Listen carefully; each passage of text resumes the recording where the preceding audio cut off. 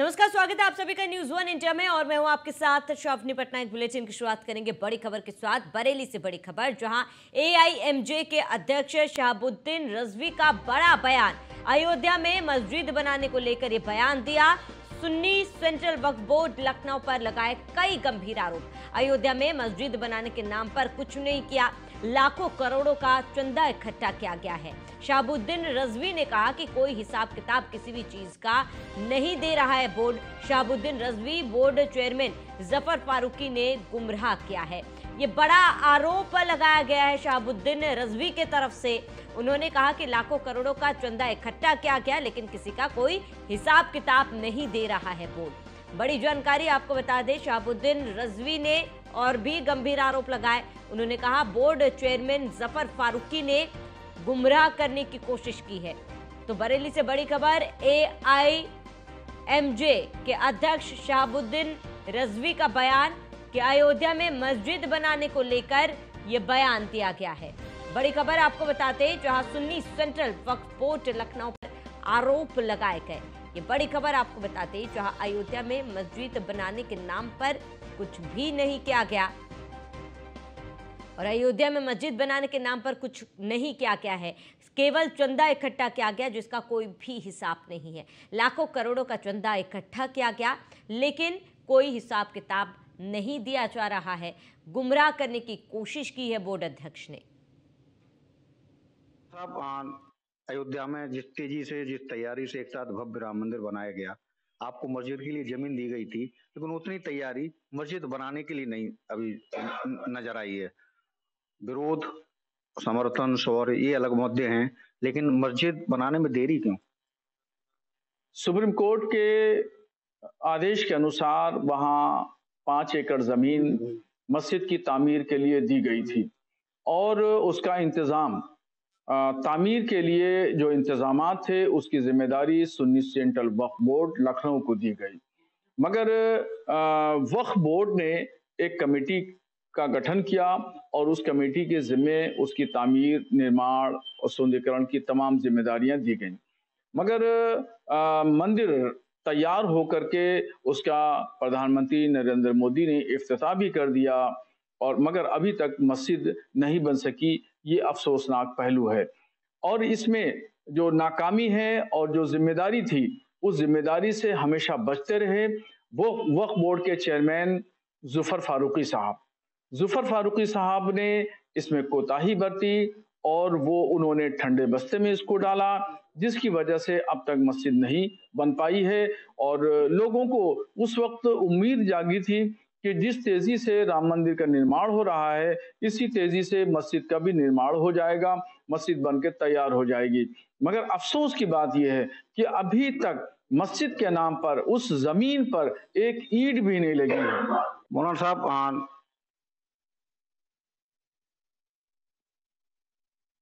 कब बनेगी अयोध्या मस्जिद, ये एक बहुत बड़ा सवाल है। फंड की कमी की वजह से निर्माण शुरू नहीं हो पाया है। इसके साथ ही आपको बताते हैं कि मस्जिद के निर्माण के लिए कोई भी ईंट अभी तक नहीं लगी है। अब तक पास नहीं हुआ मस्जिद का नक्शा तक पास नहीं हुआ है। पूरे प्रोजेक्ट पर करीब 500 करोड़ का खर्च आएगा, लेकिन अभी तक इसका कोई भी हिसाब किताब नहीं है। 12 करोड़ का विकास और अन्य स्कूल खर्च होंगे और फंड की कमी की वजह से निर्माण शुरू नहीं हो पाया है। तो कब बनेगी अयोध्या मस्जिद, ये एक बहुत बड़ा सवाल है। सभी की नजरें भी इसी पर टिकी हुई है, क्योंकि अभी तक पर्याप्त फंड नहीं हो पाया है इकट्ठा, जहां पूरे प्रोजेक्ट पर करीब 500 करोड़ का खर्च आएगा और जिनमें से 12 करोड़ का विकास और अन्य शुल्क खर्च आएंगे। वही फंड की कमी की वजह से निर्माण शुरू नहीं हो पाया और इसके साथ इसी बीच ये बड़ा बयान सामने आया है शहाबुद्दीन की तरफ से। शहाबुद्दीन रजवी ने कहा कि पैसा को लेकर गुमराह किया जा रहा है, कोई भी हिसाब किताब किसी चीज का नहीं है। करोड़ों के पैसे इकट्ठा किए गए चंदा के तौर पर, लेकिन काम शुरू नहीं हुआ।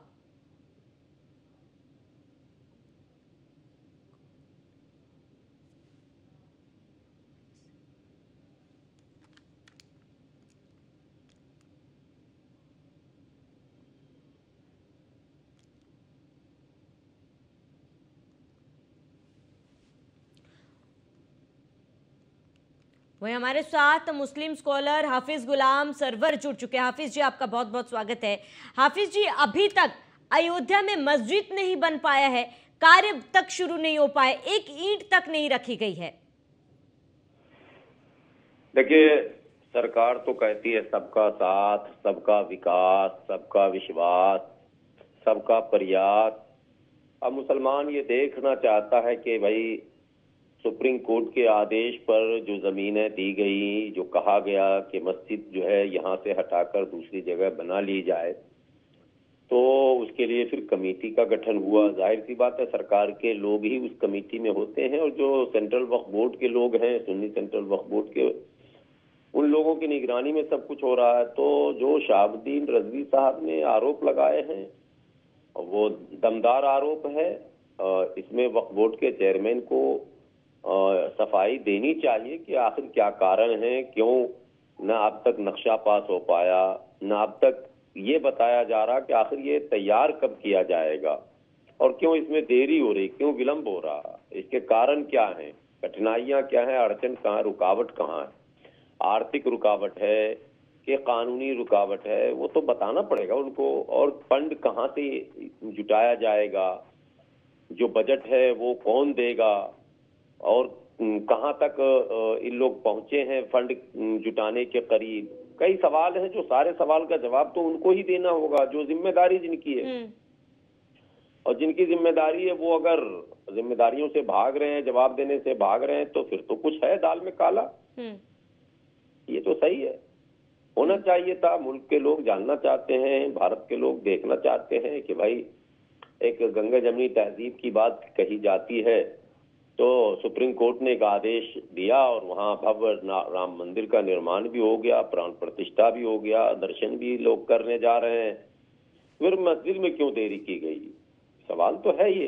तो सवाल का जवाब कोई आम मुसलमान तो देगा नहीं, जो जिम्मेदार है वही देंगे, या फिर सरकार बताएगी।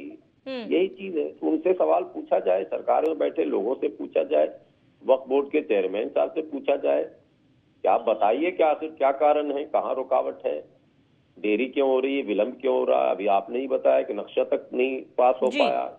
एक दुर्भाग्यपूर्ण खबर है, ये अच्छी खबर नहीं है किसी भी। ये हालांकि भारत के मुसलमानों का बहुत ज्यादा उस मस्जिद को लेकर उतनी उत्सुकता नहीं है, उतना लगाव नहीं, लेकिन न्याय की बात है, न्यायपालिका का आदेश है। ठीक है हाफिज जी, मैं लौटूंगा आपके पास। हमारे साथ इकबाल अंसारी बाबरी मस्जिद के पूर्व पक्षकार जुड़ चुके हैं। इकबाल अंसारी जी, आपका बहुत बहुत स्वागत है।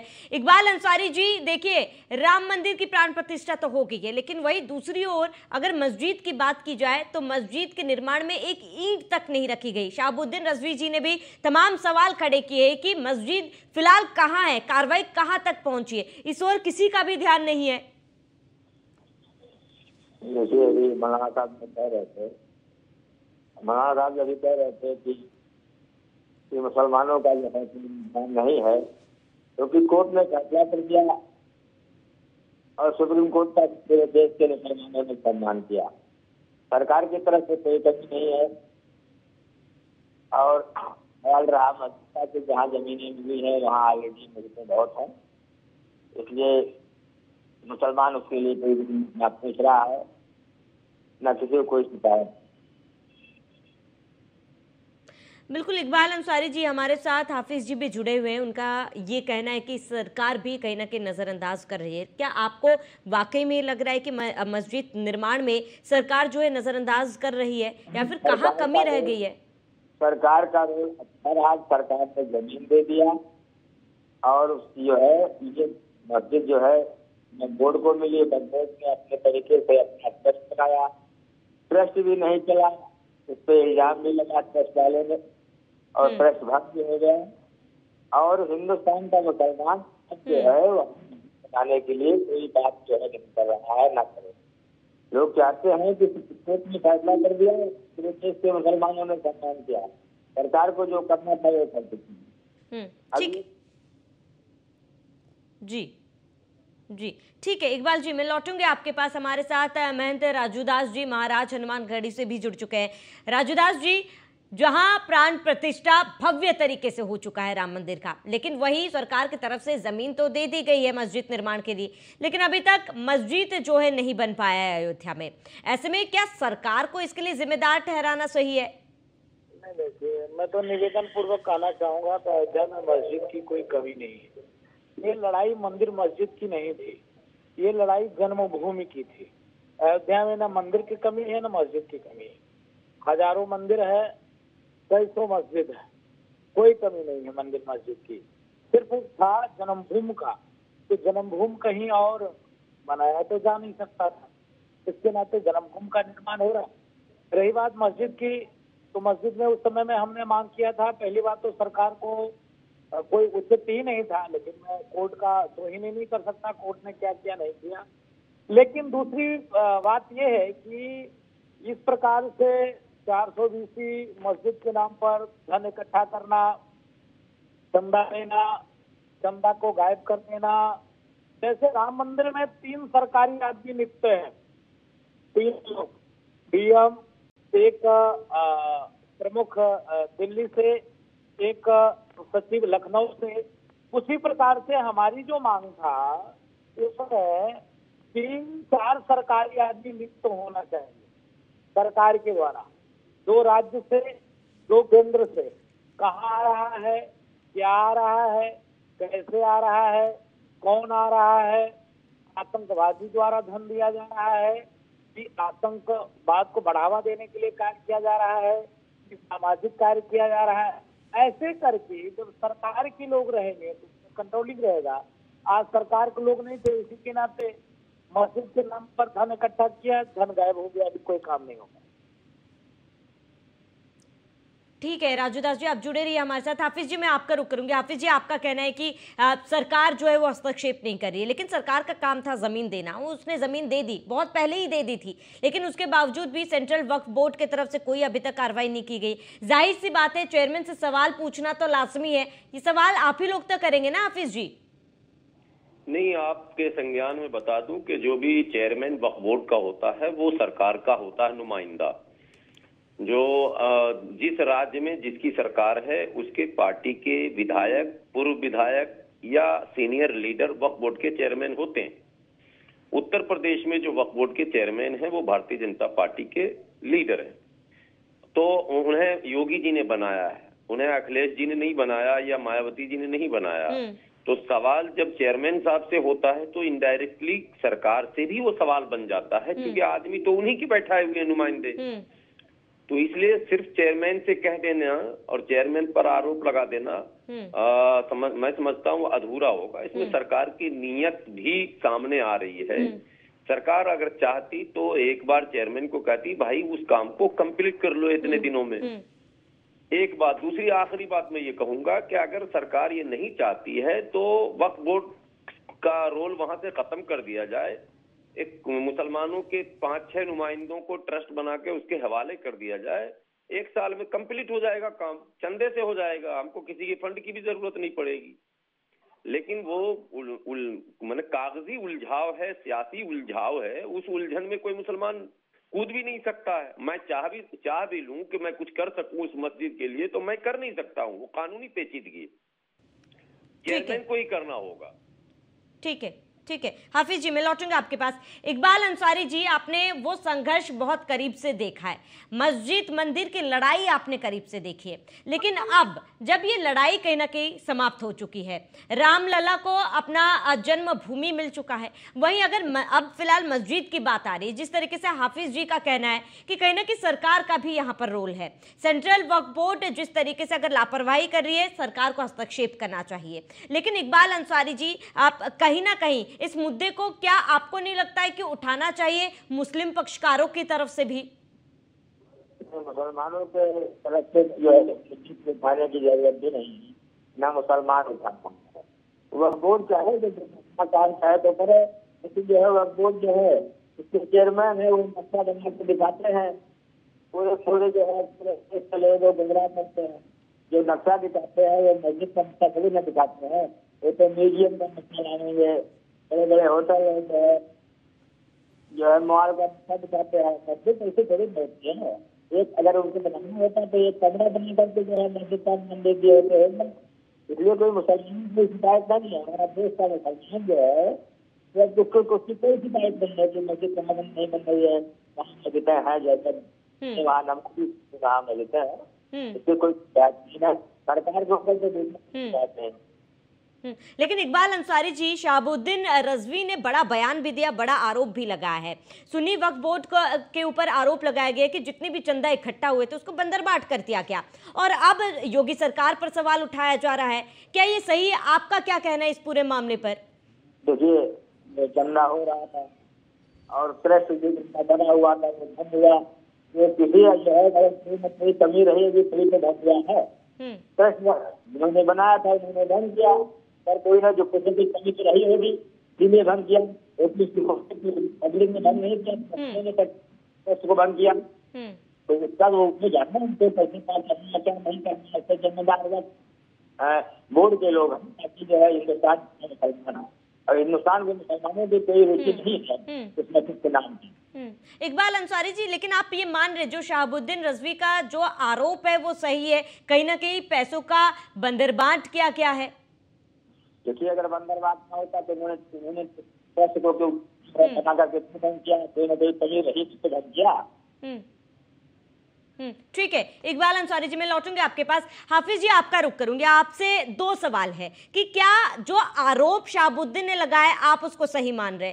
दूसरी चीज, जब प्राण प्रतिष्ठा हुई थी लाखों करोड़ों हिंदुओं ने पूरी अपनी आत्मा झोंक दी थी, लेकिन अब जब मंदिर, माफ कीजिएगा, मस्जिद की प्रतिष्ठा नहीं हो पा रही है, मंदिर नहीं बनाया गया है, लगातार आरोप भी लग रहे हैं, आपको नहीं लगता इसको लेकर आवाज उठानी चाहिए थी? जब कमेटी सरकार की तरफ से बनाई गई थी, जो चेयरपर्सन है उससे सवाल करना चाहिए फिलहाल। देखिए, मैंने पहले ही आपको कहा कि अयोध्या की उस मस्जिद को लेकर भारत के मुसलमानों में कोई दिलचस्पी नहीं है, इसलिए इस पर ज्यादा लोग नहीं बोलते हैं। लेकिन चूंकि सुप्रीम कोर्ट ने अपने आदेश में कहा है, 5 एकड़ जमीन देने की बात कही गई, सरकार ने उसे उपलब्ध कराया है, तो सरकार को चाहिए कि हस्तक्षेप करके उसका निर्माण कार्य भी कराए। ट्रस्ट में हमें लगता है कि आप इकबाल अंसारी साहब से बात कर रहे थे, ट्रस्ट में तो चीफ ट्रस्टी इनको बनना चाहिए था। सरकार को कायदे से, इन्होंने बड़ा सहयोग किया उस आंदोलन में और प्राण प्रतिष्ठा में भी ये शरीक थे, तो इकबाल अंसारी साहब को चेयरमैन बना देते, खुद काम करवा देते वहां पे बैठकर। वहां पे महबूब साहब थे, वहां पे कई लोग थे अयोध्या में, किसी को आपने पूछा ही नहीं किस सिस्टम पे, कौन सा सेटअप सरकार ने बैठाया कि वो किसी के पल्ले पड़ नहीं रहा। तो तरह तरह की बातें हो रही। मैं मौलाना शमीम रिजवी साहब के बयान का समर्थन करने नहीं आया हूं, मैं एक फैक्ट आपको रख दूं कि उसमें एक निश्चित समय के अंदर उसका निर्माण कार्य होना चाहिए था। लेकिन ठीक है हाफिज जी, ठीक है, लेकिन जो पैसे अभी तक चंदा इकट्ठा किए गए हैं उन पैसों का क्या? क्योंकि एक ईंट तक मस्जिद में नहीं रखेगी। आप ये नहीं मान रहे कि वो पैसे कहाँ गए? क्या पैसों का गबन कर दिया गया या फिर कहाँ पर ये पैसे इस्तेमाल किए गए हैं? नो डाउट वक्फ बोर्ड के चेयरमैन, सिर्फ उत्तर प्रदेश वक्फ बोर्ड नहीं, चेयरमैन का कैरेक्टर ही हो गया घोटाले का। वो मेरा अपना एक ओपिनियन है कि पूरे भारत में जितने भी वक्फ बोर्ड के चेयरमैन हैं उनका घोटालों से बहुत गहरा संबंध रहा है जी। और ये तो वहां घोटालेबाज है जब मस्जिद के पैसे को इस तरह से, एक ऐतिहासिक मस्जिद थी, उस मस्जिद का नाम अमन मस्जिद रख देना चाहिए था, अब तक बना देना चाहिए था। ठीक है हाफिज जी, मैं लौटूंगा आपके पास। महंत राजूदास जी लगातार हमारे साथ बने हुए। राजूदास जी, जहां हाफिज जी का ये कहना है कि जो हिंदुस्तान के मुसलमान हैं वो इस मस्जिद को लेकर इतने ज्यादा उत्सुक नहीं है, लेकिन आपका क्या मानना है? इसके साथ ही जो पैसों का बंदरबाट हुआ है, अगर इसी तरीके से चलता रहा, आपको लग रहा है अयोध्या में मस्जिद बन पाएगा?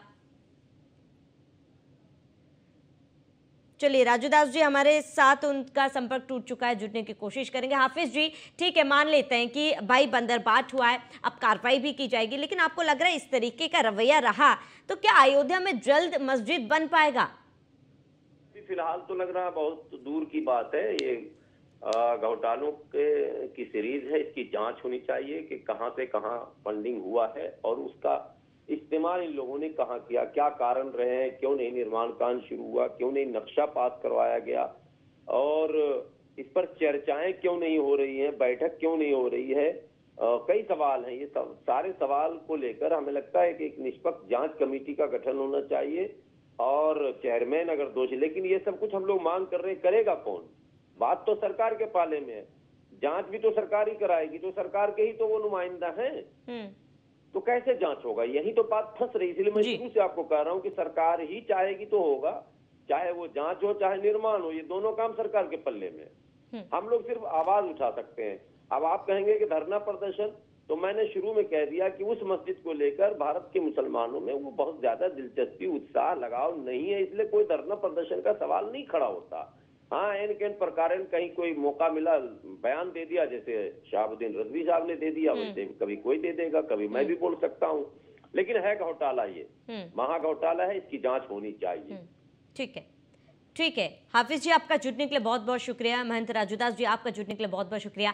इकबाल अंसारी जी, आपका भी जुड़ने के लिए बहुत बहुत शुक्रिया।